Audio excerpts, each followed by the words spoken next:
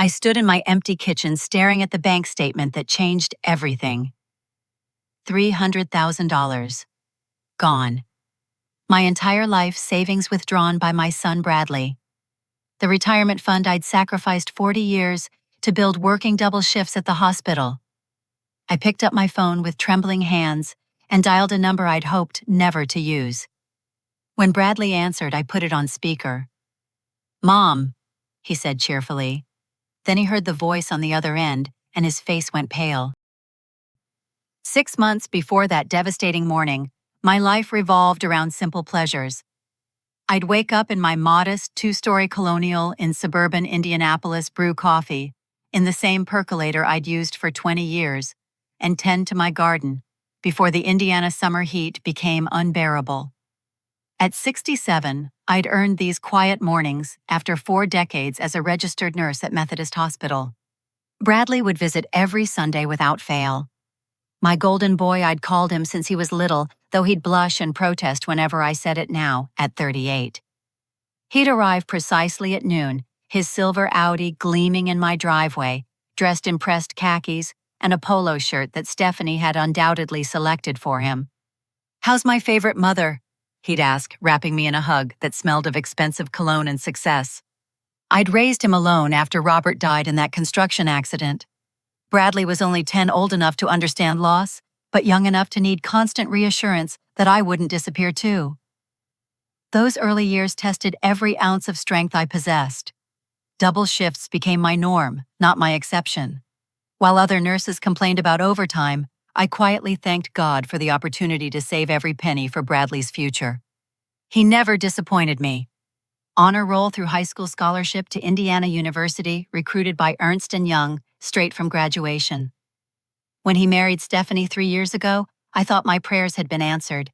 She seemed perfect for him, beautiful, educated, from a good family in Carmel.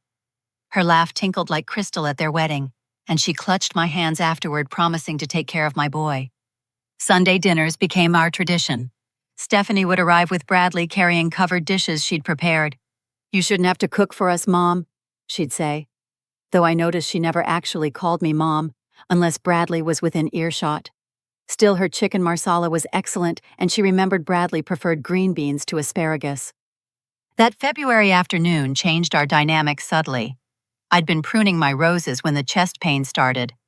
Not severe, just a squeezing sensation that made me sit down hard on my gardening stool. The neighbor kid Jake was skateboarding past and saw me clutching my chest. "Mrs. K, you okay?" He'd dropped his board and run over. "Just need a moment," I managed, but he was already calling 911 on his cell phone. The emergency room visit revealed nothing serious. "Stress-induced chest pain," Dr. Patel explained. "Your heart is strong, Katrina, but you need to slow down. Consider this a warning shot." Bradley arrived at the hospital within minutes, Stephanie trailing behind. His face was white with fear, reminding me of that 10-year-old boy who'd clutched my hand at his father's funeral. "Mom, you scared me to death," he said, his voice thick with emotion. "I'm fine, sweetheart. Just overdid it in the garden." Stephanie stood by the window texting rapidly. When she noticed me watching, she smiled. "Just canceling our dinner reservations. Family comes first." Over the following weeks, they hovered. Bradley insisted on hiring a lawn service, though I protested the expense. He reviewed my medications, organized them in a weekly pill box, and suggested we talk about the future. "What if something had been seriously wrong?" he asked during one Sunday dinner. "Who would handle your affairs, make medical decisions?" "I have an advance directive at the hospital," I reminded him. "That's not enough, Mom. You need someone with financial power of attorney, someone who can access accounts if needed, handle bills if you're incapacitated." Stephanie nodded emphatically. My grandmother had everything in order before her stroke. It made things so much easier for the family. The conversation felt premature, but Bradley's concern touched me. He'd already lost one parent. The fear of losing another clearly haunted him. When he produced the paperwork 2 weeks later, prepared by his company's legal department, I didn't hesitate. "It's just precautionary," he assured me. "Like insurance, better to have it and not need it." March rolled into April, bringing spring flowers and an addition to our Sunday dinners. Stephanie's mother, Eleanor, joined us for Mother's Day. A striking woman in her early 60s, she carried herself like former money fallen on harder times. Her clothes were impeccable, but slightly dated, her jewelry obviously real, but needing polish. "What a charming home," Eleanor said, though her eyes cataloged everything with an appraiser's precision. "So cozy. Stephanie tells me you've lived here since Bradley was young." 28 years. I confirmed, serving my famous strawberry shortcake. How wonderful to have such stability, though I imagine the upkeep must be exhausting for someone your age. The comment stung, but I smiled politely. "I managed just fine." Stephanie jumped in quickly. "Mom doesn't mean anything by it. She's just protective since her own health issues." Eleanor's health issues, I learned, were primarily financial. Her husband had left her comfortable but not secure, requiring her to sell their Carmel estate and move to a transitional apartment while she reassessed her options. As they prepared to leave, I was clearing dessert plates in the kitchen when Eleanor's voice drifted through the window. She and Stephanie stood by the car, speaking in hushed tones. "3 more months, darling. Once she signs those papers, you'll have your dream house." I froze my hands, still submerged in soapy water. Stephanie's response was too quiet to hear, but Eleanor's laugh carried clearly. "Trust me, sweetheart, I've done this before." The plate slipped from my numb fingers, shattering in the sink. The broken plate seemed like an omen I chose to ignore. Surely I'd misheard Eleanor's words. Dream house. What papers? The power of attorney was already signed. My mind rationalized furiously as I swept up ceramic shards. They must have been discussing something else entirely. Stephanie's work, perhaps. She was a real estate agent after all. May bloomed with unusual warmth, and with it came increased visits from my daughter-in-law. Where once she'd accompanied Bradley weekly, now she appeared twice, sometimes 3 times during the week, always with a reason. "I was showing a house nearby and thought I'd check on you," she'd say, breezing in with fresh flowers or a store-bought pie she'd claim was homemade. Eleanor often joined these impromptu visits. They'd arrive together in Stephanie's white BMW arms, full of organizing supplies and charitable intentions. "We thought we'd help you declutter," Stephanie announced one Tuesday, producing labeled boxes. "Spring cleaning is so therapeutic." I watched bemused as they attacked my living room with missionary zeal. Family photographs were scrutinized, knickknacks evaluated, books sorted into keep and donate piles. Eleanor held up my mother's crystal vase, turning it to catch the light. "These old pieces collect so much dust," she observed. "Wouldn't you prefer something more modern, less maintenance?" "That was my mother's wedding gift," I said firmly, taking it from her hands. "Of course, how sentimental." Her smile never wavered, but I noticed she made a small notation in the leather journal she carried everywhere. Bradley seemed pleased by their attention. "It's wonderful how well you all get along," he said that Sunday, helping himself to seconds of pot roast. "Some men have to referee between their wives and mothers." "Your mother's a treasure," Stephanie cooed, though her hand on his arm seemed more possessive than affectionate. "We just want to help her enjoy retirement." The helping intensified. They reorganized my kitchen, moving items I'd reached for automatically for decades. My recipe box disappeared, replaced by a digital tablet for easier reading. Photo albums were digitized for preservation, though the originals never returned. "Where's my wedding album?" I asked Bradley during one visit. He looked genuinely puzzled. "Didn't Stephanie say she was having it professionally restored? Some company that specializes in old photographs?" But Stephanie claimed she'd never taken it, suggesting I'd misplaced it during my recent forgetfulness.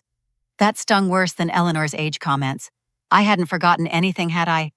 June arrived with my annual checkup. Dr. Patel pronounced me healthy as a horse, my February chest pain a distant memory. Yet that very evening, Eleanor suggested I seemed tired. "You're pale, Katrina, and you've asked me twice about the same thing." Had I couldn't recall repeating myself, but both women nodded sympathetically. The dizzy spells started in July. Nothing dramatic, just moments where the world tilted slightly. Once, while gardening, another time reaching for a high shelf. Eleanor always seemed to be present when they occurred. "You should sit down. Here, let me get you some tea." She'd insist, producing a thermos from her oversized purse. My special blend, very restorative. The tea tasted odd, slightly bitter beneath the honey sweetness, but refusing seemed churlish when she'd gone to such trouble. Bradley grew increasingly concerned about my episodes. He insisted on accompanying me to Dr. Patel, where I struggled to describe symptoms that seemed to evaporate in the clinical setting. "Perhaps it's stress," the doctor suggested when tests revealed nothing. "Are you sleeping well? Eating properly?" "She's been forgetting meals," Stephanie interjected before I could answer. "We found her stove on last week with nothing cooking." I started to protest, then stopped. Had I left the stove on? The days blurred together, slightly punctuated by their visits and my increasing fatigue. Martha, my friend since nursing school, noticed the changes first. We'd maintained our monthly lunch dates for 30 years, but I'd missed July's entirely. "You forgot," she said when I called to apologize. "Katrina, you never forget anything? What's going on?" I tried to explain about the dizzy spells, the fatigue, the confusion that seemed to descend like fog. Martha listened with growing alarm. "When did this start after your chest pain?" "No later, maybe May, June, I can't quite remember." "Think, Kat, when specifically?" I realized with a chill that my symptoms aligned perfectly with Stephanie and Eleanor's increased presence. But voicing such suspicions seemed paranoid, exactly the kind of confusion they'd been suggesting I suffered from. August brought the jewelry incident. Stephanie had admired my pearl necklace numerous times, the one Robert gave me for our 10th anniversary. I kept it in my bedroom jewelry box, taking it out only for special occasions. That Sunday, something made me check the box while they prepared dinner downstairs. The pearls were gone. So was my mother's emerald ring and the gold watch from my retirement party. Panic fluttered in my chest. I searched methodically, checking coat pockets, other drawers, anywhere I might have absent-mindedly placed them. Nothing. Downstairs, I found Stephanie's purse on the hall table while she and Eleanor bustled in the kitchen. My hands shook as I opened it, knowing I was violating trust, but unable to stop myself. There they were, all 3 pieces nestled in a silk pouch, my initials still visible on the tarnished clasp. "What are you doing?" Stephanie stood in the doorway, her face a mask of shock that quickly morphed into wounded betrayal. "My jewelry," I said, holding up the pouch. "It was missing." "You gave those to me?" Her voice rose to a wail. "Last week you said I should have them, that they'd look better on someone younger." "I never said that." But Bradley appeared drawn by the commotion, and Stephanie dissolved into tears. I knew I should have refused, but she insisted, said she wanted me to have beautiful things, that I was the daughter she never had. "Mom, how could you?" Bradley's disappointment cut deeper than any accusation. To give them and then accuse her of stealing. "I didn't give them away, I would remember." Eleanor materialized beside her daughter, arm around Stephanie's shaking shoulders. "Perhaps you forgot, dear. We all have senior moments." The word senior felt like a slap. I stood there, jewelry in hand, watching my son comfort his sobbing wife, while his mother-in-law gazed at me with something like satisfaction in her eyes. "I want you to apologize," Bradley said quietly. "Stephanie would never steal from you." The words stuck in my throat, but I forced them out. What else could I do? My own son didn't believe me. "I'm sorry, I must have forgotten." Stephanie graciously returned the jewelry, making a show of placing each piece back in my box, while Bradley watched approvingly. They left early that night, the atmosphere thick with unspoken recriminations. Only after their taillights disappeared did I notice my hands were shaking. Not from confusion or age or any medical condition. From rage. The jewelry incident created a chasm between Bradley and me that Stephanie expertly widened. Where once he'd called daily, now entire weeks passed in silence. When he did visit Eleanor and Stephanie flanked him like bodyguards, their presence a constant reminder of my supposed transgression. "How are you feeling, Mom?" became his standard greeting, loaded with implications about my mental state, rather than genuine concern for my well-being. September arrived with carefully orchestrated chaos. I'd find my car keys in impossible places, the bathroom medicine cabinet inside a flower pot, once bizarrely tucked into a cereal box. Each discovery came with witnesses. Eleanor just happening to stop by when I frantically searched for them, Stephanie dropping in as I stood confused by my relocated items. "Maybe you should consider a medical evaluation," Eleanor suggested, after the cereal box incident. "There are wonderful doctors who specialize in memory issues." "My memory is fine." I insisted, but doubt crept in like water through cracks. Was I losing my mind? The evidence seemed overwhelming. My medication became another battleground. The careful system Bradley had organized fell into disarray. Pills appeared in wrong compartments, doses seemed off, and twice I felt dangerously lightheaded after taking what should have been routine vitamins. "You mixed up your blood pressure medication with supplements," Stephanie announced, examining my pill container with theatrical concern. "This could have been serious, Katrina." She'd started using my first name instead of Mom, a subtle shift that Bradley didn't seem to notice. Or perhaps he did and approved of the distance it created. The final straw came in early October. I'd maintained the same standing lunch date with my former colleague Rose for 15 years, every second Thursday at Shapiro's Delicatessen. I arrived to find Rose already gone, the hostess informing me she'd waited an hour. "But it's Thursday," I protested, checking my phone. The screen showed Friday. How had I lost an entire day? Eleanor appeared at my elbow as if summoned. "Oh dear, were you supposed to meet someone? I saw you here yesterday too, waiting. I didn't want to embarrass you by asking." "Yesterday, I had no memory of being here yesterday." The hostess nodded sympathetically, confirming Eleanor's account. "We were so worried when you didn't come home," Eleanor continued. "Bradley drove around for hours looking for you." None of this was true. I knew it wasn't true. But the hostess was listening, other diners glancing over with the kind of pity reserved for confused elderly women. I let Eleanor guide me to her car, too shaken to protest. Bradley was waiting at my house, pacing the living room with documents spread across the coffee table. "Mom, we need to talk."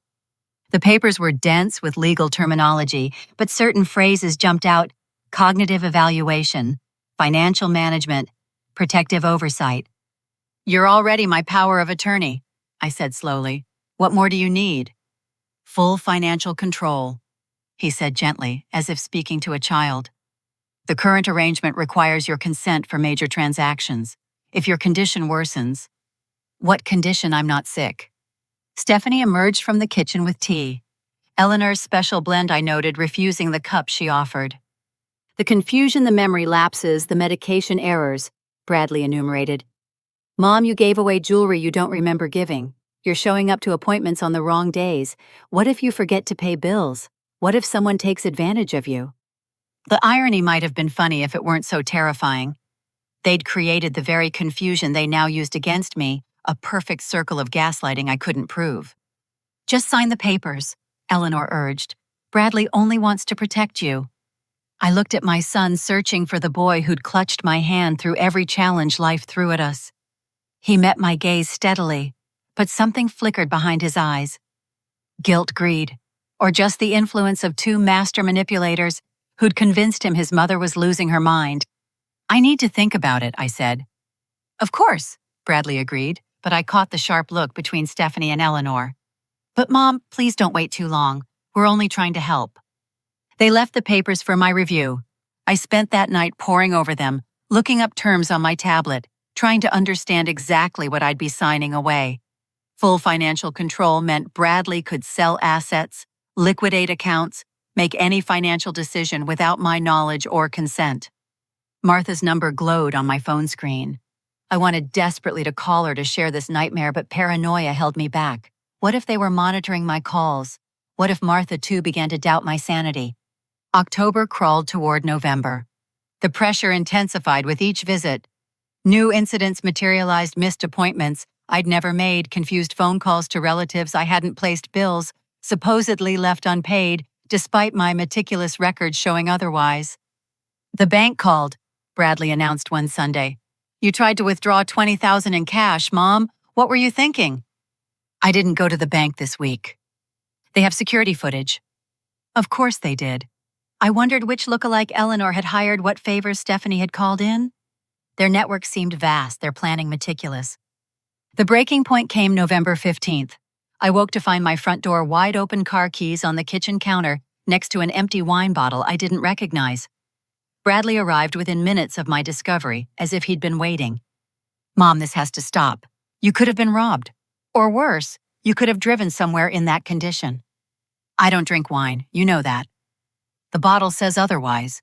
His voice held a firmness I'd never heard before. "Sign the papers, Mom. Let me take care of you the way you took care of me. What choice did I have? They'd crafted a narrative so compelling that even I sometimes wondered if they were right. Maybe I was losing my faculties. Maybe the stress of retirement, the isolation, the loss of routine had triggered some decline I couldn't recognize. I signed. Bradley kissed my forehead, tears in his eyes. You won't regret this, Mom. I promise. Stephanie and Eleanor watched from the doorway, and I swear I saw Eleanor mouth the words Phase 2 before they ushered Bradley out to celebrate their victory. The house felt different after they left. Not emptier, but somehow diminished, as if signing those papers had reduced my presence in my own home. I sat in Robert's old recliner, the one thing they hadn't suggested I donate, and wondered what came next. I didn't have long to wait. Within a week, Bradley presented investment opportunities that required liquidating my savings. The market's volatile, Mom. We need to move your money somewhere safer. Where exactly? Let me handle the details. That's why you gave me control, remember? December brought more changes. My mail stopped arriving forwarded to Bradley's office for safety. My online banking access was revoked after supposed failed login attempts. Even my credit cards were replaced with ones Bradley monitored for suspicious activity. It's all for your protection, he assured me, but protection had never felt so much like prison. 2 days before Christmas, my neighbor Janet stopped by with cookies and devastating news. I haven't seen you around lately, Katrina. Been busy with the move. What move? Her face fell. Oh, I assumed. Bradley said you were downsizing. That beautiful colonial on Meridian Street, the one with the mother-in-law suite, I saw him there with the movers yesterday. My blood turned to ice. He bought a house. Didn't he tell you such a gorgeous place? Must have cost a fortune. He mentioned something about investment properties and tax benefits I didn't quite understand. She chattered on, but I'd stopped listening. A house. He'd bought a house. With my money, undoubtedly, while I sat here playing the confused elderly woman they'd convinced everyone I'd become. That night I drove past the address Janet had mentioned. $600,000 colonial sat festooned with Christmas lights, Stephanie's BMW in the driveway beside a car I recognized as Eleanor's. Through the illuminated windows, I saw them decorating a massive tree, Bradley lifting Stephanie to place the star, while Eleanor directed from a plush armchair. My money, my sacrifice, my 40 years of double shifts and skipped vacations and careful savings. All of it funding their fairy tale while they plotted to dispose of me like outdated furniture. I sat in my car watching my son laugh with the women who'd orchestrated my downfall and felt something inside me shift. The confusion and self-doubt crystallized into something harder, sharper. They thought they'd won. They thought I was beaten. They were wrong. The $600,000 colonial on Meridian Street mocked me with its perfection. 3 stories of red brick and white trim dormers, like raised eyebrows, and that mother-in-law suite addition sprawling along the east side like a tumor of entitlement. I parked 2 houses down, engine off, watching shadows move behind those glowing windows. My hands steady on the steering wheel, I cataloged details with the methodical precision that 40 years of nursing had ingrained. Double lot, professionally landscaped 3-car garage. The Christmas decorations alone probably cost more than my monthly pension. This wasn't just a house. This was a statement of victory. I drove home through empty December streets, my mind working furiously. Confronting Bradley directly would only feed their narrative of confusion and paranoia. I needed facts, evidence, proof that even my gaslighted son couldn't deny. Morning brought unexpected clarity. Without the fog of Eleanor's special tea, which I'd stopped drinking entirely, my thoughts ran sharp and clear. First stop, the bank. Mr. Harrison had managed the Methodist Hospital employee accounts for 30 years. He'd processed my first mortgage, celebrated when I paid it off, helped establish my retirement funds. The concern in his eyes when I requested a complete transaction history told me everything. Mrs. Patterson, I'm not supposed to, but these withdrawals concern me. He glanced around the empty bank lobby, then slid a folder across his desk. $300,000 transferred to an account in Bradley's name. Another $50,000 in cashier's checks. Your home equity line of credit, which you swore you'd never touch, maxed out. When? Starting the day after you signed the enhanced power of attorney. I tried calling you, But Mr. Patterson said you weren't taking calls due to your condition. My condition. I wondered how many people Bradley had told about his mother's supposed decline. The humiliation burned, but anger burned hotter. Can you stop the transfers? Not without Bradley's consent. The power of attorney is quite comprehensive. Harrison leaned forward, lowering his voice. But I made copies of everything before the originals were collected. Technically, I shouldn't have, but something felt wrong. A lifetime of careful saving doesn't just evaporate. He pressed a second folder into my hands. My personal cell number's inside. If you need testimony about your mental state, when we've met, I'm happy to confirm you've always been sharp as a tack. I sat in my car, studying the transaction records, each withdrawal like a wound. They'd been systematic, careful not to empty any single account too quickly. The house purchase was structured through a shell company, Meridian Investments LLC, with Eleanor listed as the managing partner. My next stop required more courage. Bradley's office sat in a gleaming downtown high-rise, all glass and steel, and young professionals who eyed me with polite dismissal. The receptionist, barely out of college, smiled condescendingly. "I'm sorry, Mr. Patterson is in meetings all day. Perhaps you could call for an appointment." "I'll wait." "Ma'am, that's really not—" "I'll wait." 4 hours later, Bradley emerged laughing with colleagues, his face freezing when he spotted me in the lobby. He recovered quickly, ushering me to his office with explanations about his busy mother surprising him. "What are you doing here?" he hissed once the door closed. "I saw the house." His face cycled through emotions. Surprise, guilt, defiance, finally settling on defensive anger. "It's an investment property. You wouldn't understand the tax implications." "Try me. I managed the household budget for 30 years after your father died." "That's different. This is complex financial planning." "Is that what we're calling theft now?" The word hung between us like a blade. Bradley's face flushed, and for a moment I saw Robert's temper flash in his eyes. "How dare you? Everything I do is for your benefit." "My benefit? That house has a mother-in-law suite, Bradley. Who's that for me or Eleanor?"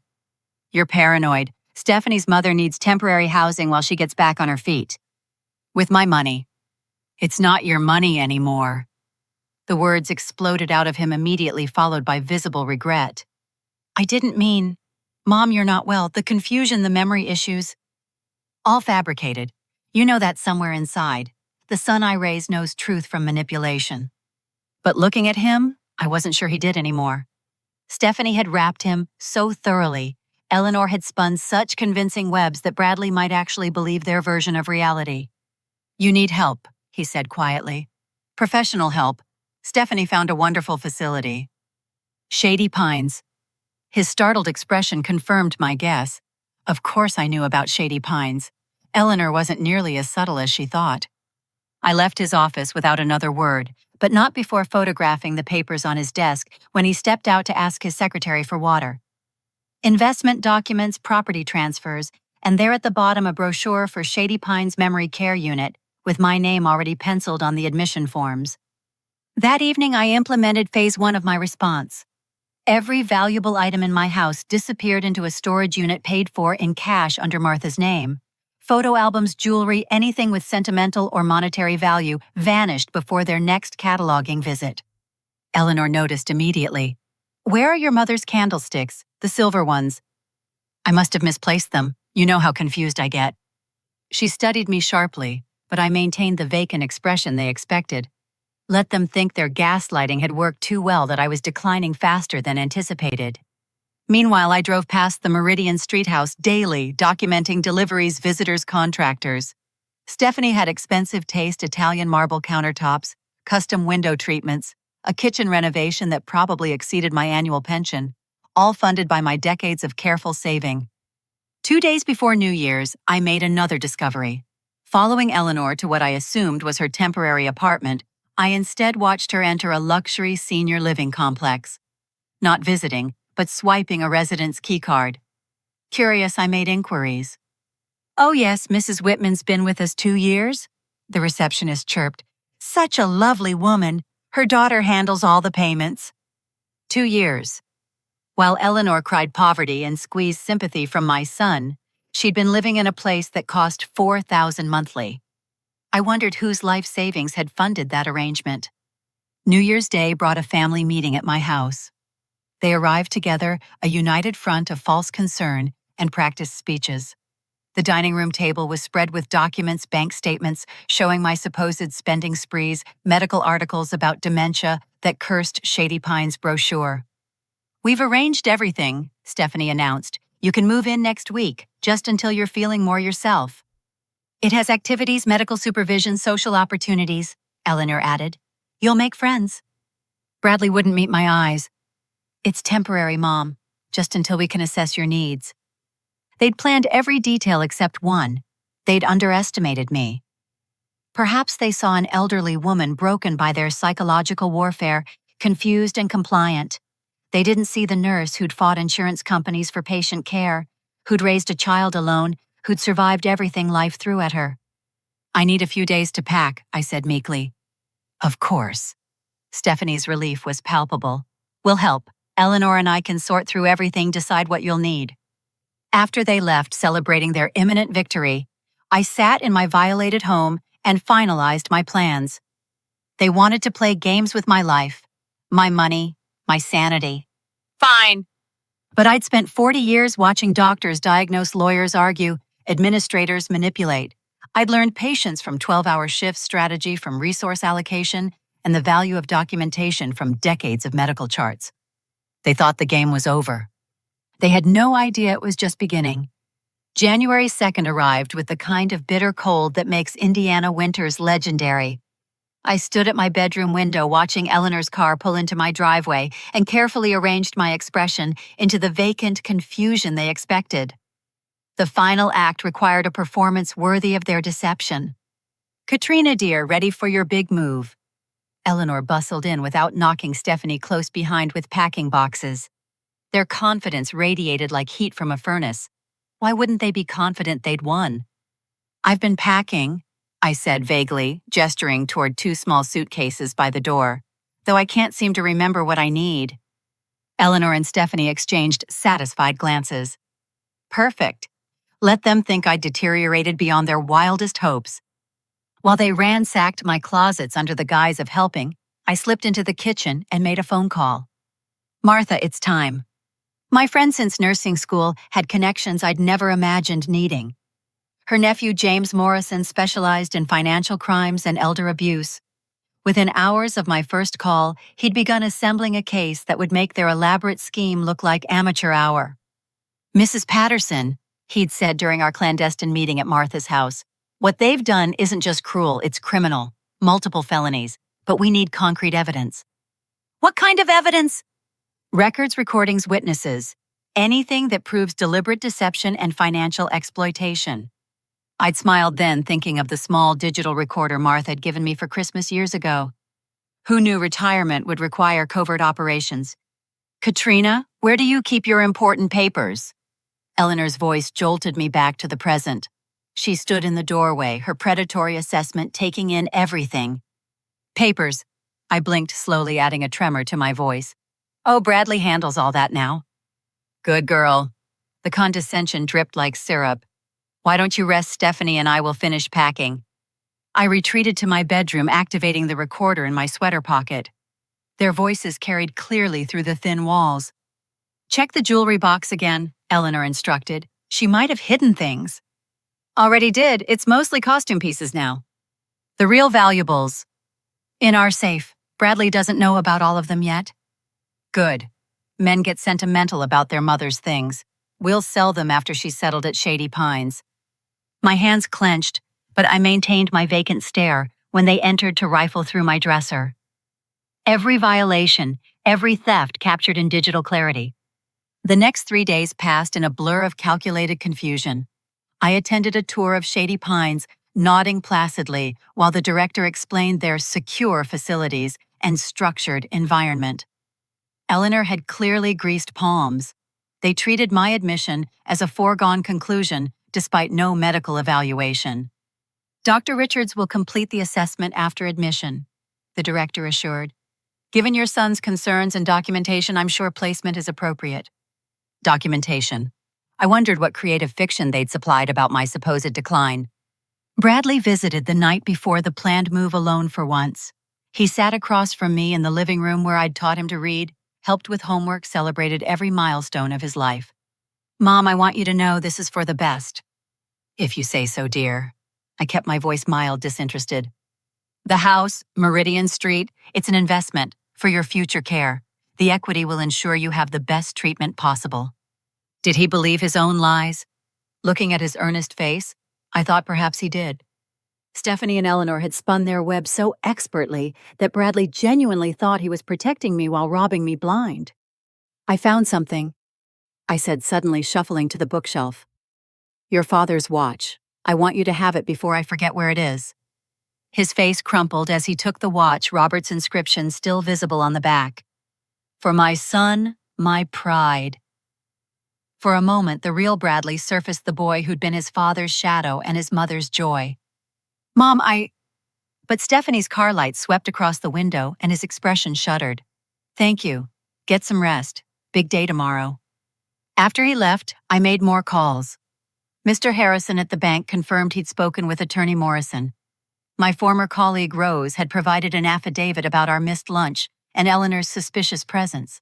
Even Janet, my neighbor, had given a statement about the house purchase and Bradley's claims about downsizing. The net was tightening, but they remained blissfully unaware. January 6th dawned gray and bitter. I dressed carefully in my best wool suit, the one I'd worn to Bradley's college graduation. If they wanted to cart me off to a memory unit, I'd go with dignity. Eleanor arrived early, practically vibrating with anticipation. "The movers will get your furniture later. We've already arranged storage." "Or a very quick estate sale," Stephanie murmured, not quite sotto voce enough. Bradley looked uncomfortable but said nothing. He'd inherited his father's height but not his backbone, it seemed. Or perhaps love really did make fools of us all. I moved through my house one last time, touching door frames, straightening pictures they'd soon sell, saying goodbye to 28 years of memories. In the kitchen, I paused at the spot where I'd told Bradley about his father's death, where we'd celebrated his first job, where Stephanie had promised to take care of my boy. "Come along, Katrina." Eleanor's hand on my elbow felt like a shackle. "You don't want to be late." As we walked toward Bradley's car, I spotted a familiar figure across the street. Martha, walking her ancient poodle despite the cold, caught my eye and nodded imperceptibly. Phase 2 confirmed. The drive to Shady Pines passed in manufactured chatter about activities and new friends. I responded minimally, watching Bradley's knuckles whiten on the steering wheel. Some part of him knew this was wrong, but that part was buried under months of manipulation and the intoxication of easy money. We pulled into Shady Pines' circular drive, and I saw the trap they'd constructed in all its glory. Not just a nursing home, but a memory unit. Locked doors, restricted access, supervised everything.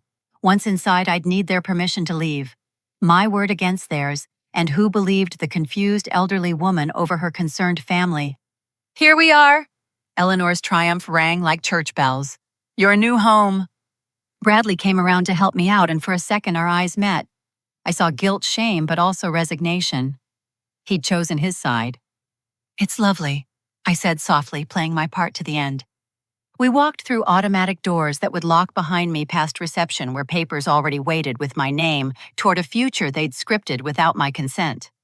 The director materialized all professional smiles and practiced compassion. "Mrs. Patterson, we're so pleased to welcome you. Your family has told us so much about you." I bet they had. Tales of confusion, memory loss, dangerous behavior, a narrative crafted to justify imprisonment while they liquidated my life. "Let's get you settled," the director continued. "Your son can handle the paperwork while we show you to your room." This was it, the moment of truth. Let them lock me away while they celebrated their victory, or... "Actually," I said, my voice suddenly clear and strong, "I'd like everyone to wait a moment. I have something important to share." The vacant mask I'd worn for weeks dropped away. I stood straighter, met each of their eyes in turn, and smiled. Not the confused smile of a declining woman, but the sharp, knowing smile of someone who'd played the longest con of all. "You see?"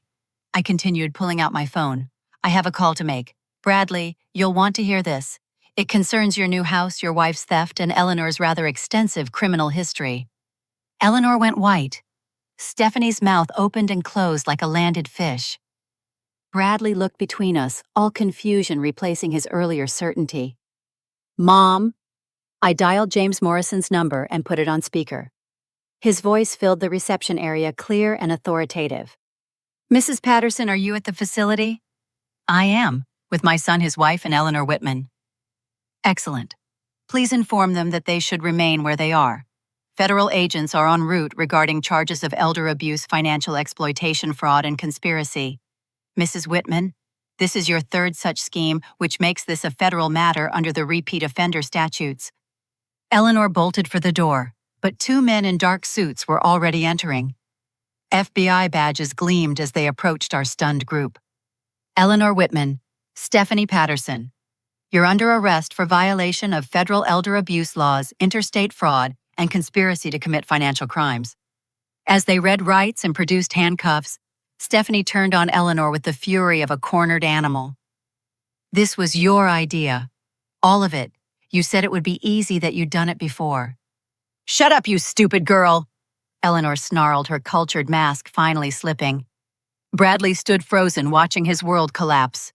When the agents approached him, I stepped forward. "My son was manipulated," I said firmly, "but he did participate. I'll leave his level of involvement to your investigation." "Mom?" His voice broke like a teenager's. "You knew this whole time. Every moment. Every pill you switched, every gaslighting conversation, every forged document." I let him see the steel that had carried me through widowhood, single motherhood, and their betrayal. "I'm your mother, Bradley. Did you really think I'd lose my mind so conveniently?" He crumpled then, the full weight of his choices crushing the delusions Stephanie had fostered. As the agents led the women away, Eleanor screaming about lawyers and Stephanie sobbing about misunderstandings, Bradley fell to his knees. "I'm sorry, God, Mom, I'm so sorry. They convinced me. The money was just sitting there and Stephanie needed—" "Stop." I couldn't bear his excuses, not yet. "You'll have time to explain to the authorities. And Bradley, that house on Meridian Street, it's being seized as evidence. I hope it was worth it." James Morrison arrived as they led Bradley away for questioning. He'd aged well since I'd last seen him at Martha's birthday party, his silver hair lending gravity to an already serious face. "You played that perfectly, Mrs. Patterson. We have enough recorded evidence to ensure significant prison time for all three." "What happens now?" "Asset recovery trials, restitution. You'll get most of your money back, though it may take time. The house will be sold, proceeds returned to you. Bradley—" He paused diplomatically. "His cooperation will determine his fate." Director Williams hovered nearby, wringing her hands. "Mrs. Patterson, I had no idea. The documentation seemed legitimate." "I'm sure it did." I gathered my dignity and my purse. "But as you can see, I won't be needing your services." Walking out of Shady Pines into the bright January afternoon felt like resurrection. Martha waited by her car, tears streaming down her weathered face. "You did it, Kat, you brilliant, brave woman." "Not quite done yet," I admitted, exhaustion finally hitting. "There are trials, testimony, the whole mess to get through." "But you're free, and they're not." "Free." I tested the word, found it fitting. Free from their manipulation, their greed, their twisted version of family. It hurt losing Bradley to his choices, but perhaps prison would teach him what his mother's love couldn't, that actions have consequences. "Come on," Martha said, linking her arm through mine. "Let's go home." Home, my violated, emptied house that would need rebuilding just like my life. But I'd survived worse. And this time I'd survived with my dignity, my sanity, and my future intact. As we drove away from Shady Pines, I allowed myself one look back. Somewhere behind those locked doors, 3 people had thought they'd found an easy mark, a confused old woman to fleece and discard. They'd learned too late that this old woman had teeth. The week following the Shady Pines ambush passed in a whirlwind of legal procedures and media attention. Turns out arresting 3 people for elder abuse in the lobby of a nursing home attracts notice. By the time I returned home with Martha, news vans lined my street like metallic soldiers. "Indiana woman outsmarts family in elaborate elder fraud scheme," read the Tribune's headline.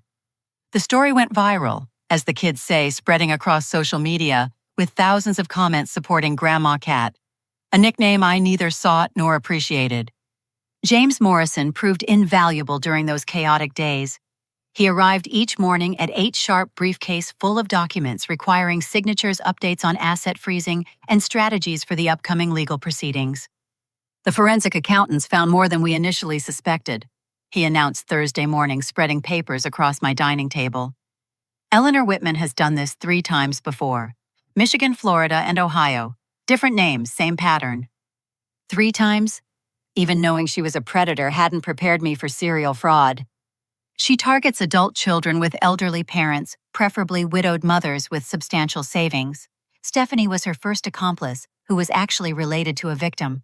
Usually she works with hired actors. So Stephanie married my son specifically to rob me. The timeline suggests their meeting wasn't accidental. Eleanor had been researching potential targets through senior center contacts. She learned about you through a financial planning seminar you attended 2 years ago. 2 years. They'd spent 2 years orchestrating my destruction. The calculated patience of it stole my breath. There's more, Morrison continued gently. The FBI found evidence on Stephanie's laptop, recordings of their planning sessions. He produced a tablet, touched the screen. Stephanie's voice filled my kitchen casual as discussing grocery lists. The mother-in-law thing is perfect. She already trusts me. A few months of confusion plant some evidence of dementia, and Bradley will sign anything to protect her. Eleanor's response chilled deeper. The beauty is, he'll think it's his idea. Men are so easy to manipulate when you threaten their mother's safety. He'll empty her accounts believing he's saving her. I stopped the recording, unable to hear more. My beautiful boy reduced to a mark in their con game. Used and discarded like the others, except he'd carry the guilt forever. Friday brought Bradley's lawyer a nervous young man who clearly wished he was anywhere else. Bradley had agreed to full cooperation in exchange for reduced charges, though nothing was guaranteed. He wants to see you, the lawyer said. He's out on bail staying with a friend. He says he has information you need to hear. No. Martha squeezed my hand supportively. We sat in my living room, the one Eleanor had tried to strip bare, surrounded by the life I'd almost lost. He's very remorseful. Remorse doesn't restore trust. Tell Bradley I'll see him at the trial, not before.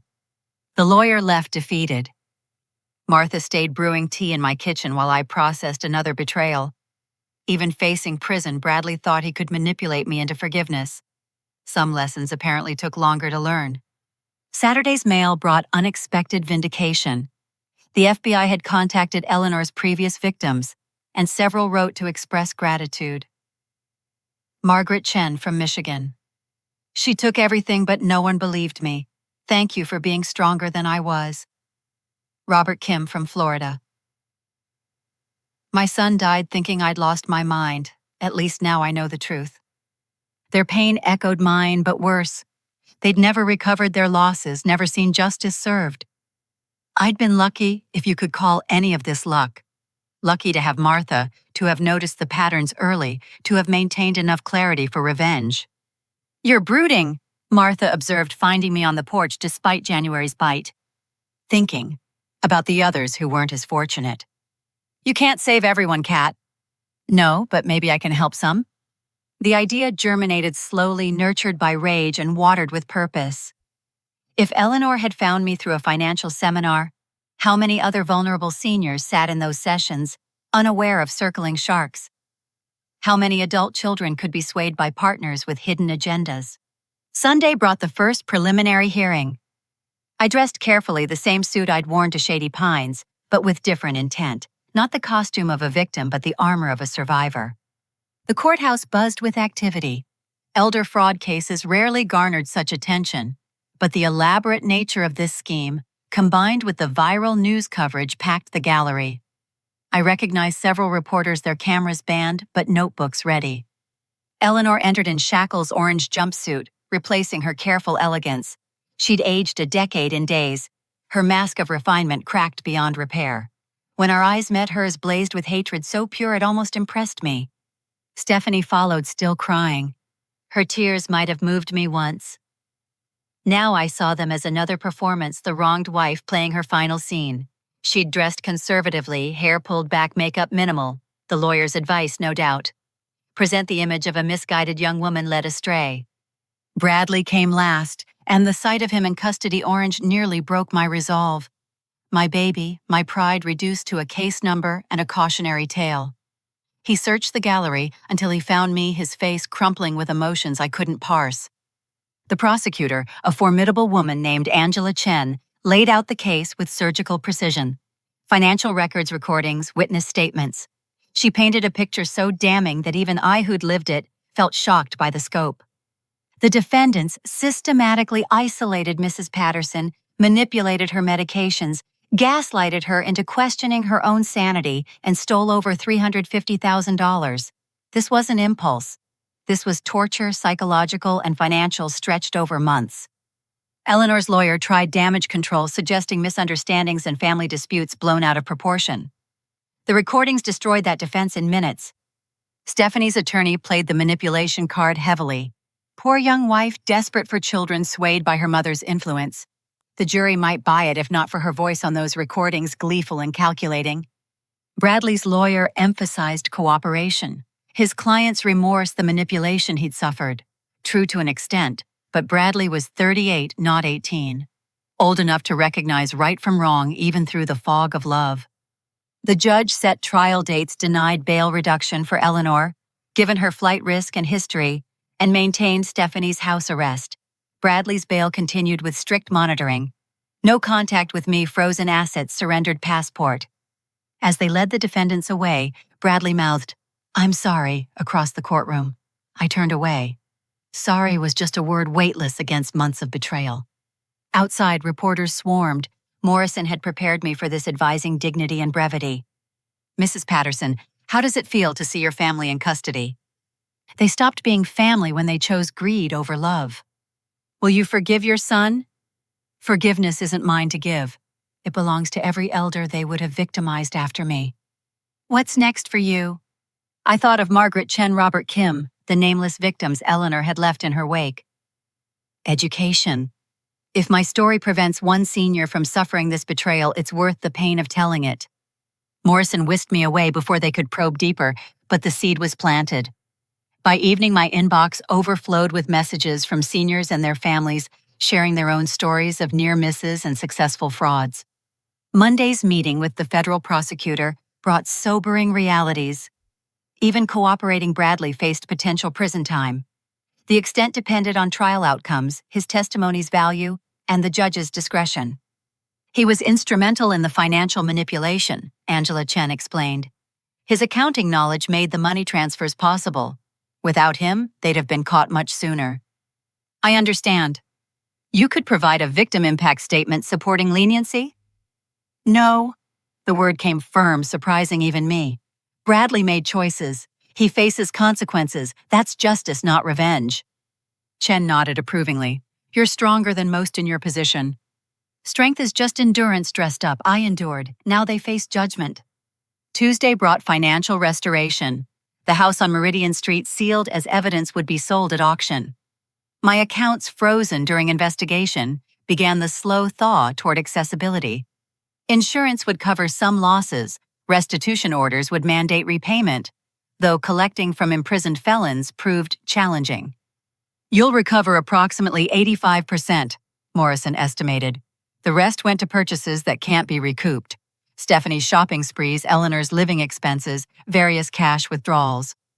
85% of 40 years' savings. Not nothing, but the 15% gap represented more than money. It was trust atomized, love weaponized, family transformed into transaction. It's enough, I said, meaning it. Money could be replaced.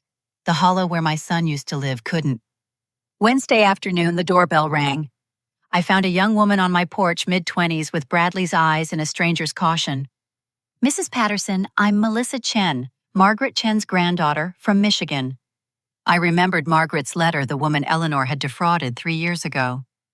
How's your grandmother? Passed last year, but she followed your case online before. She wanted to thank you. We all do. She handed me an envelope, inside a photo of Margaret Chen, dignified even in defeat, and a check. Grandma recovered some money through civil suits after Eleanor disappeared. She always said if she found another victim, she'd share. For legal fees or starting over, or just because you did what she couldn't. $20,000. a fortune to someone who'd lost everything, a gesture of solidarity across time and loss. I can't accept this. You have to. Grandma would haunt me. Melissa smiled through tears. You caught her. That matters more than you know. After she left, I sat with Margaret Chen's photo, understanding the weight of survival. We were a sisterhood born of betrayal, connected by the predator who'd marked us. Margaret hadn't lived to see justice, but her granddaughter stood witness. Thursday brought the full FBI report. Eleanor Whitman, real name, Ellen Waterford, had left a trail of devastation across 4 states. 11 confirmed victims, over 15 years, possibly more, who never reported. Millions stolen lives, destroyed families, shattered. We're recommending federal prosecution under RICO statutes, the agent explained. Pattern of racketeering activity across state lines. She could face 20 to life. And previous victims. Restitution's unlikely, the money's gone, but closure might help. Closure. I thought of Robert Kim's son dying believing his father had dementia. What closure existed for that? Friday, I made a decision. Morrison arranged the meeting, though he advised against it. The federal detention center felt like a hospital crossed with a fortress, all sterile surfaces and watchful eyes. Eleanor sat across reinforced glass phone, already in hand. Prison had stripped her polish, revealing the predator beneath. We stared at each other, 2 women who'd played a deadly game. Come to gloat. Her voice held venom despite the recorded line. Come to understand. Why us? Why elderly women with savings? She laughed bitter and sharp. Because you're invisible. Society discards women after 60, treats you like children, assumes confusion. I just used what already existed. That's your justification. We're invisible, so we're victims. Victims. She leaned forward. You had money, you'd never spend, houses too big for one person's, savings hoarded like dragons. I redistributed wealth. You stole, tortured Margaret Chen into believing she had Alzheimer's. I survived. The mask cracked completely, revealing desperate hunger. You think it's easy being an older woman alone? No savings because my husband gambled them away. No family because I chose career over children. I did what I had to. You had choices, legal ones. Legal choices are for people with advantages. You had a husband's life insurance, a career with a pension. I had nothing but my wits. And you used them to destroy others who'd worked for their security. She shrugged, unrepentant. Darwin in action. You survived because you're stronger. The others didn't deserve what they couldn't protect. I hung up the phone without goodbye. There was no reasoning with someone who'd transformed survival into sadism. Eleanor would die in prison, hopefully unrepentant but contained. That evening, I called the prosecutor. I want to testify, not just facts but impact. The jury needs to understand what elder fraud really costs. It'll be difficult. Defense will attack your credibility, paint you as vindictive. Let them. Vindication and vindictiveness share roots but bear different fruit. Saturday, I met with 5 other victims via video conference. Margaret Chen's granddaughter organizing from Michigan. We shared stories, strategies, the particular pain of family betrayal. By meeting's end, we'd formed an informal support network. We should do more, suggested Robert Kim's daughter. Public awareness, legislative advocacy. Make elder fraud a priority, not an afterthought. The Coalition for Elder Protection was born that afternoon. Our mission: education, advocacy, and prevention. If Eleanor was right about society discarding older women, we'd refuse to be thrown away. Sunday morning brought unexpected peace. I worked in my garden, the January soil hard but workable in spots. Bulbs lay dormant, waiting for spring's resurrection. Like me, perhaps. Dormant through winter's betrayal, ready to bloom in justice's light. Martha found me there, dirt under my fingernails despite garden gloves. Bradley's lawyer called again. Still no. He says Bradley has information about other victims. Names Eleanor mentioned, possible leads for restitution. I considered this. Bradley cooperating meant reduced sentence but also closure for others. My pain versus their peace. Tell the lawyer to give the information directly to the FBI. Bradley doesn't get to use other victims' pain as currency for my forgiveness. Martha smiled. You've grown harder, Kat. Not harder, clearer, like glass forged in fire. You can see through me now, but I won't break. That night, I drafted my victim impact statement. Not just facts, but the emotional archaeology of betrayal. How it felt to doubt my sanity to watch my son choose greed over love, to realize family could be weaponized. The defendants stole more than money, I wrote. They stole my faith in the fundamental bonds that hold us together. That theft has no restitution, no recovery. It's a permanent loss, a scar across my soul. But scars remind us we survived. I survived them. And I'll spend whatever years remain ensuring others survive too. Monday brought trials beginning. I sat front row, surrounded by Martha and other supporters. Behind us, rows of elderly women and men, all potential victims saved by publicizing this case. We were an army of the invisible made manifest. As opening statements began, I thought about forgiveness. Bradley wanted it. Stephanie expected it. Eleanor wouldn't seek it. But forgiveness wasn't mine to withhold or bestow. It belonged to time and their own consciences if they had any left.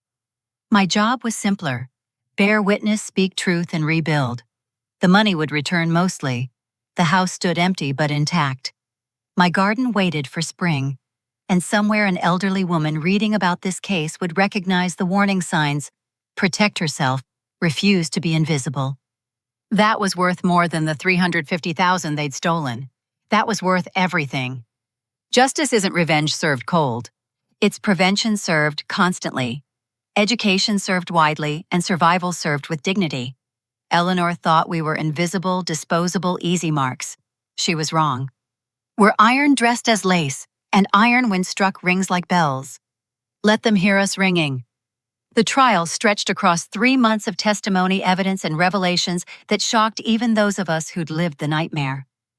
March arrived with unusual warmth, melting February's ice as thoroughly as justice melted the defendants' facades. Eleanor Whitman revealed as Ellen Waterford faced the worst. 11 victims across 15 years, 4 states, and millions in stolen assets painted a pattern no jury could ignore. When Margaret Chen's granddaughter testified via video link, describing her grandmother's final years, clouded by manufactured doubt, several jurors wept openly. "She died believing she'd lost her mind," Melissa Chen said, voice steady despite tears. The doctors found nothing wrong, but she couldn't shake what that woman made her believe. Eleanor Whitman didn't just steal money. She stole my grandmother's faith in her own thoughts. Eleanor's defense crumbled like old paper. Her attorney's attempts to paint her as a desperate woman failed against recordings where she laughed about victims, called them sheep begging for shearing. When my turn came to testify, I focused on facts, letting the evidence speak louder than emotion.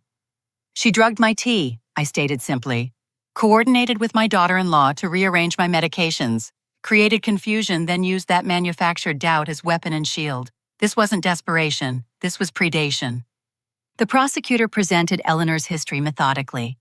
Each victim followed the same pattern: isolation, medication, manipulation, gaslighting, financial exploitation, disposal. I was the anomaly, the one who caught on and fought back. "Why do you think you succeeded where others failed?" Angela Chen asked during my testimony. I had advantages. My friend Martha noticed changes. My banker grew concerned. Most importantly, I stopped drinking the tea. Nervous laughter rippled through the gallery. But mainly I got angry instead of afraid. Fear makes us vulnerable. Anger makes us sharp. Stephanie's trial revealed depths of complicity that surprised even me. Her laptop contained spreadsheets tracking my assets, recordings of planning sessions, research on memory care facilities across 3 states. This wasn't a woman led astray, but an active participant who'd married my son specifically to access my resources. The wedding was an investment, she'd written in an email to Eleanor.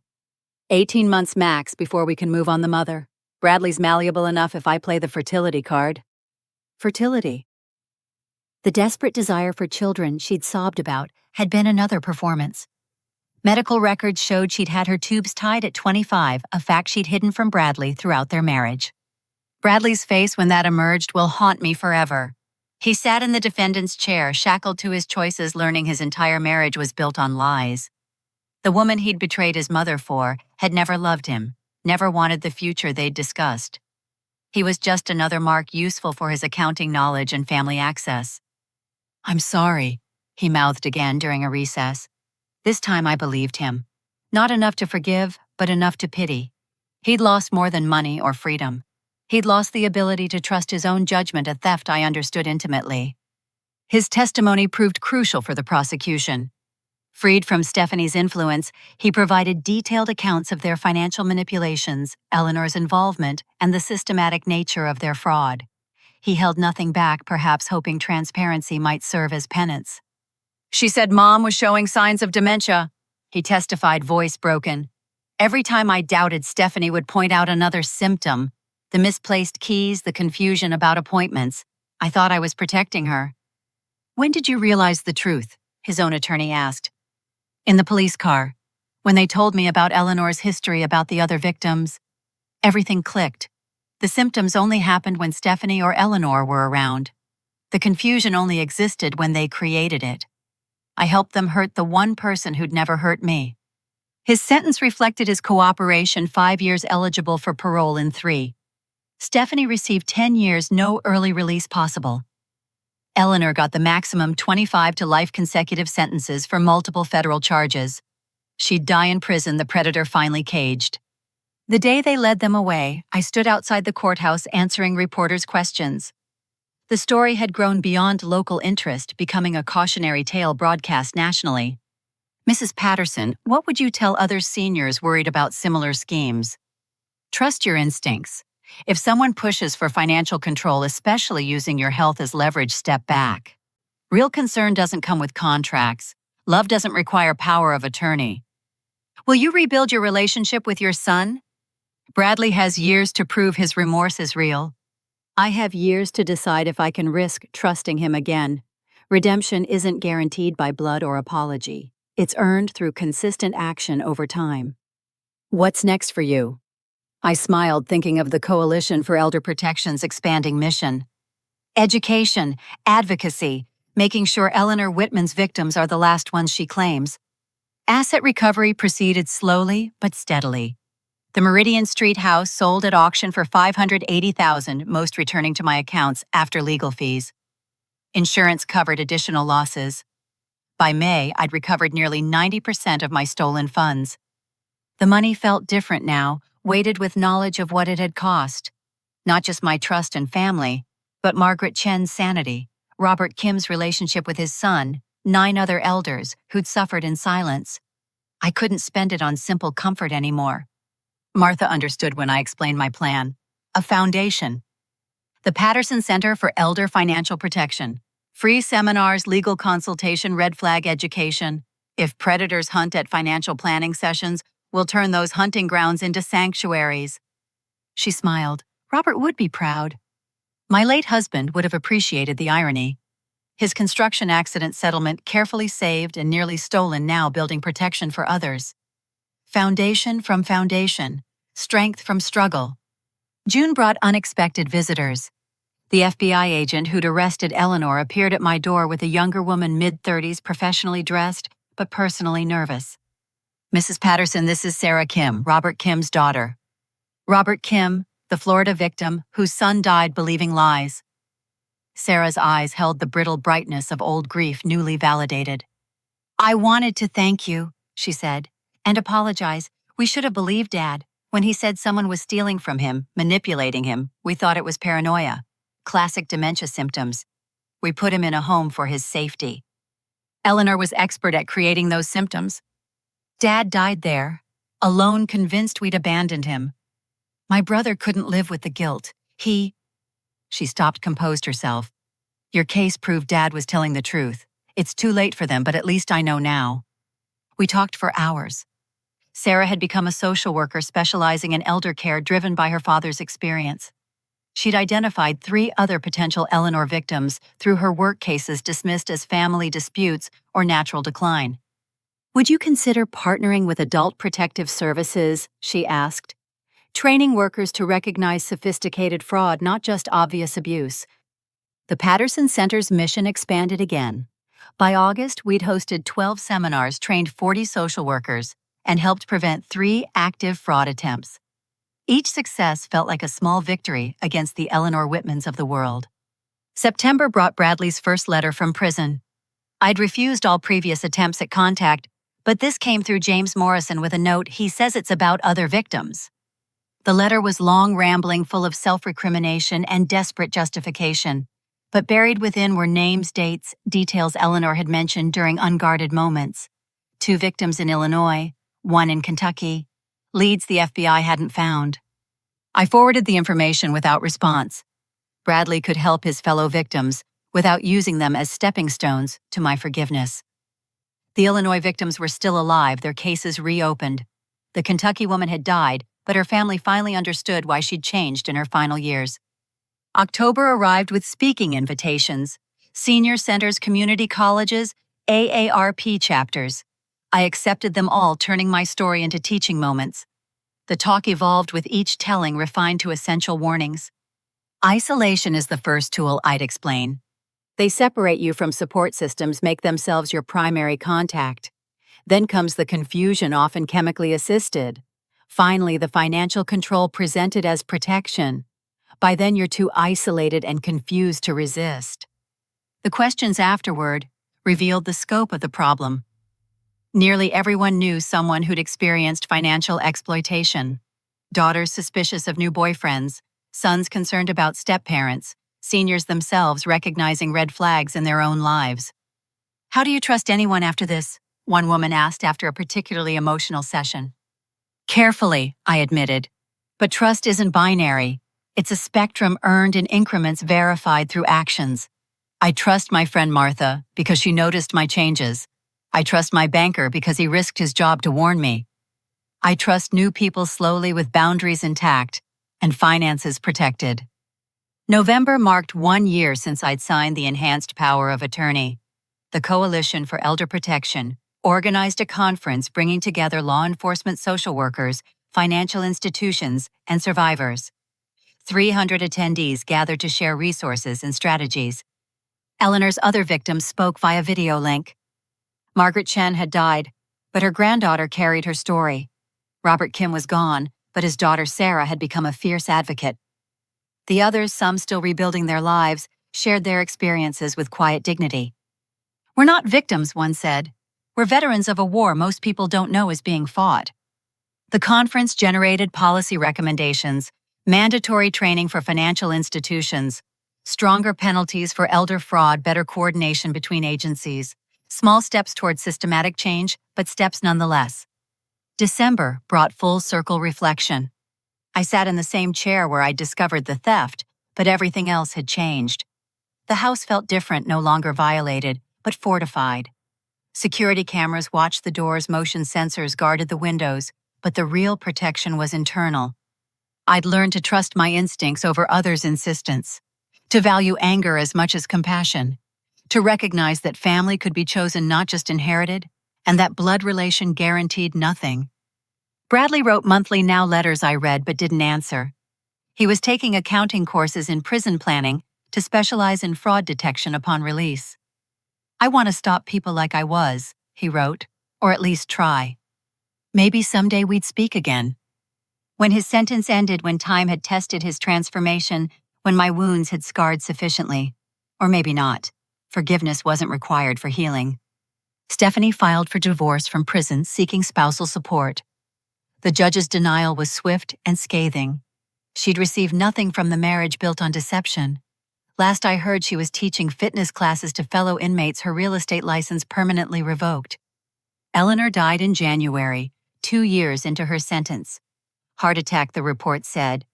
Though I wondered if it was more the shock of being nobody special, just another elderly woman in orange. She'd spent so long hunting us that becoming one of us must have been unbearable. Her death brought unexpected peace. Not satisfaction exactly, but closure. The predator was gone, her victims safe from future harm. Those she'd damaged could heal without fearing her release. The Patterson Center celebrated its first anniversary with tangible results. 57 fraud attempts prevented hundreds, educated thousands, warned. We'd partnered with 6 states' adult protective services, trained countless professionals, and created a network of survivors supporting each other. You've built something from destruction, Martha observed during our celebration dinner. We all did. Every survivor who spoke out, every professional who listened, every senior who learned the warning signs. Eleanor thought we were invisible. We proved her wrong by becoming unmissable. That night I stood in my garden despite the February cold. New bulbs lay dormant beneath the snow waiting for spring. Like trust, like healing, like hope. Some things required patience and proper conditions to bloom. My phone buzzed with a text from Sarah Kim. Another potential victim identified another family seeking answers. The work continued, would always continue. Predators evolved, so defenders must too. But tonight I simply stood in my garden, remembering the woman who'd almost lost everything, and celebrating the one who'd refused to disappear. They'd stolen money trust family. They'd manufactured confusion and weaponized love. And still I'd won. Not through revenge, but through resilience. Not by destroying them, but by building something they couldn't touch. The coalition, the center. The network of survivors all stood as testament to a simple truth. We are not invisible. We are not disposable. We are not easy marks. We are iron-wrapped in wisdom, experience sharpened to points, and when predators come hunting, we no longer stand alone. To those reading, this remember your instincts matter more than others' insistence. Your boundaries deserve respect regardless of relation. Your finances require protection from those who claim to protect you. And if someone offers you special tea while rearranging your life, don't drink it. Trust me on that one. Now I have a question for all of you who followed this journey. Have you or someone you know experienced similar financial exploitation from family members? What warning signs did you miss, and what would you do differently now? Please share your thoughts in the comments below. Your story might be the warning someone else needs to hear. And if you found value in mine, please like this video and subscribe to the channel. Share it with seniors in your life who might benefit from these hard-won lessons. Thank you for listening to an old woman's tale of betrayal and triumph. May you never need these lessons, but if you do, may you remember that survival is possible, justice is achievable, and sometimes the best revenge is simply refusing to be invisible. Stay sharp, stay skeptical, and above all, stay safe. Until next time, this is Katrina Patterson signing off with bulbs in the ground and hope in my heart. Spring always comes even after the harshest winter. Trust that if nothing else.